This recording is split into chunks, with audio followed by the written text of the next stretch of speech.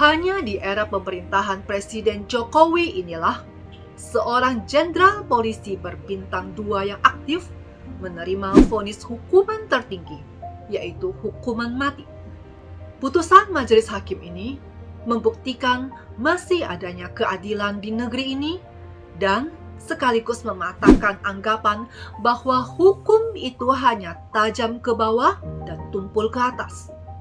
Keluhan publik bahwa hukum itu selalu berpihak kepada orang yang mempunyai kekuasaan dan hanya menguntungkan orang yang memiliki finansial kuat, ini juga dipatahkan oleh vonis putusan Majelis Hakim Pengadilan Negeri yang dibacakan pada hari Senin tanggal 13 Februari 2023 kemarin.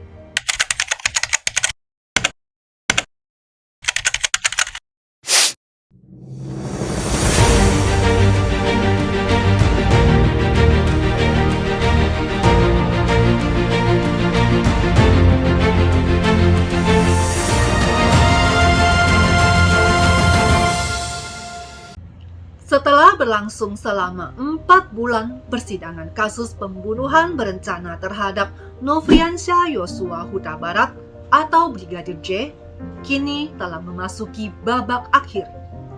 Majelis Hakim Pengadilan Negeri Jakarta Selatan pada akhirnya menjatuhkan vonis hukuman mati kepada terdakwa mantan Kepala Divisi Profesi dan Pengamanan Polri, Verdi Sambo. Perjalanan panjang persidangan kasus Verdi Sambo sudah menyita perhatian masyarakat dan penuh drama. Bahkan kasus ini memecahkan rekor pertama kali dalam sejarah kepolisian Republik Indonesia. Ada sebanyak 97 personel Polri yang diperiksa dalam kasus ini. Hanya di era pemerintahan Presiden Jokowi inilah seorang jenderal polisi berbintang 2 yang aktif menerima vonis hukuman tertinggi, yaitu hukuman mati. Putusan majelis hakim ini membuktikan masih adanya keadilan di negeri ini dan sekaligus mematahkan anggapan bahwa hukum itu hanya tajam ke bawah dan tumpul ke atas.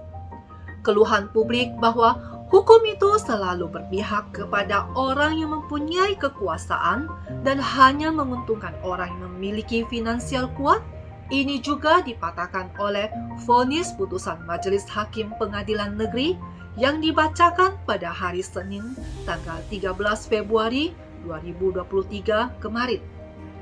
Pengusutan atas kasus Verdi Sambo yang terbuka dan transparan ini tidak luput dari peran besar Presiden Jokowi yang memberikan atensinya sejak dari awal merebaknya kasus ini.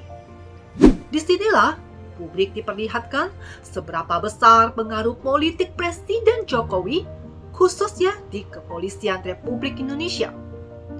Tidak hanya sekali, namun berulang kali Presiden Jokowi memberikan pernyataan terbuka untuk meminta agar kasus ini segera dituntaskan.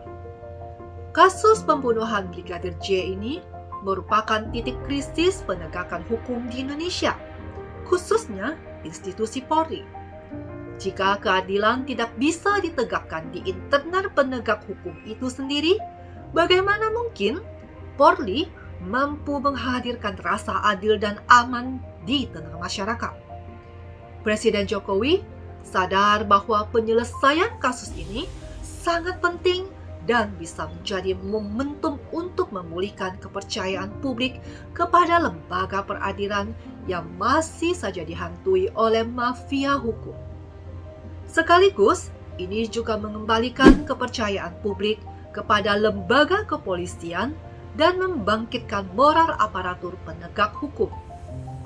Pada awal munculnya kasus ini, publik sempat ragu bahwa keadilan dapat ditegakkan karena kasus ini melibatkan banyak petinggi Polri dan jajarannya. Publik terus mengawal kasus yang penuh drama ini dan menanti dengan harap-harap cemas bagaimana akhir dari kasus ini.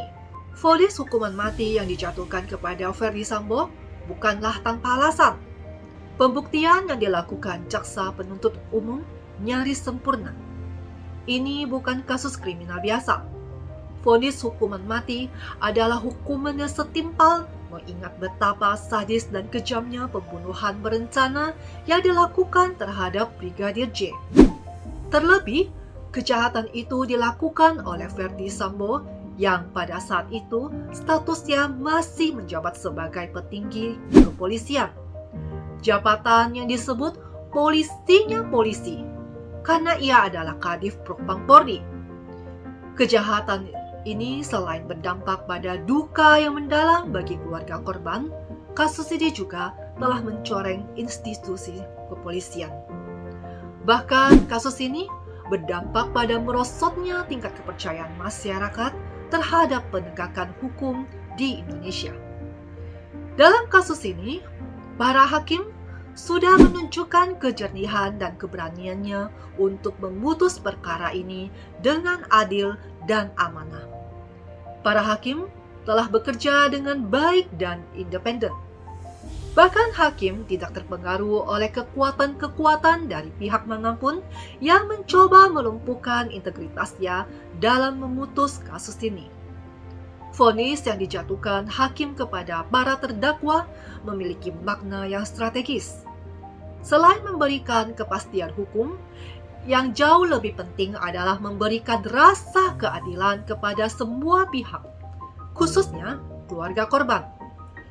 Sebagaimana diketahui, hakim membacakan vonis hukuman mati kepada Verdi Sambo dan vonis hukuman penjara selama 20 tahun kepada istrinya Putri Chandrawati. Putusan hakim jauh lebih tinggi dari tuntutan Jaksa Penuntut Umum atau JPU. Saat sidang tuntutan, JPU menuntut Verdi Sambo dengan tuntutan penjara seumur hidup, sedangkan Putri Chandrawati dituntut pidana penjara selama 8 tahun. Secara normatif, majelis hakim dimungkinkan secara hukum untuk memutus lebih tinggi, sama, atau bisa lebih ringan dari tuntutan JPU. Karena tidak ada satu pasal pun di dalam KUHP yang mengharuskan hakim memutus pidana sesuai tuntutan jaksa penuntut umum. Artinya, hakim secara independen memiliki kebebasan untuk menentukan pidana yang sesuai dengan pertimbangan hukum dan nuraninya. Dengan demikian, hakim boleh menjatuhkan vonis lebih tinggi dari tuntutan jaksa sesuai dengan harapan keluarga korban.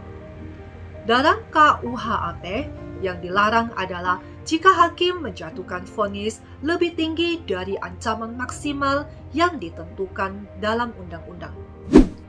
Di balik kasus Verdi Sambo ini, ada hikmah yang bisa kita petik sebagai pembelajaran kehidupan.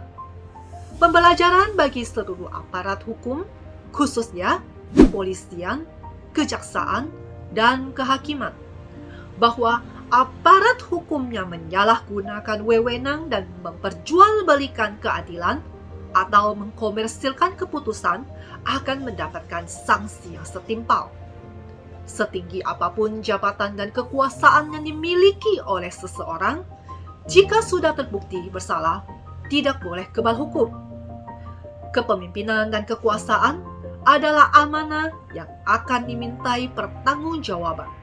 Kepemimpinan yang dijalankan dengan kesewenang-wenangan bahkan dimanfaatkan sebagai sarana untuk melakukan penindasan hanya akan mendatangkan murka dari Tuhan Yang Maha Esa.